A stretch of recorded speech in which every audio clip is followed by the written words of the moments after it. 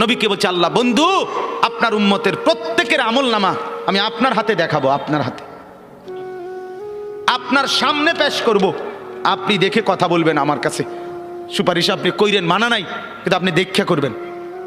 রাসূলুল্লাহ সাল্লাল্লাহু আলাইহি সাল্লাম যদি হাসরের ময়দানে এরকম আমলনামা খুলে উল্টায় আর পৃষ্ঠার পর পৃষ্ঠা দেখে ফজর নাই, জোহর নাই, আসর নাই, মাগরিব নাই, এশা নাই, শনিবার রবিবার, মদ জুয়া, অবৈধ উপার্জন, গান বাদ্য, নাটক, সিনেমা, জিনা, ব্যভিচার, বেহায়া, বেপর্দা সব উল্টায়। আল্লাহর নবী সাল্লাল্লাহু আলাইহি সাল্লাম তখন বলবে উম্মত কি এটা? উম্মত আমার 23 বছরের এত চোখের পানির কথা একবারও মনে হয় নাই, কি আনছো এটা আমারে?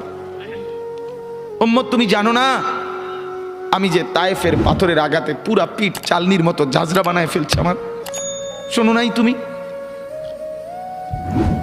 আমারে যে উহুদের ময়দানে দান দান শহীদ করে রক্তাক্ত করছে, তুমি শোনো নাই?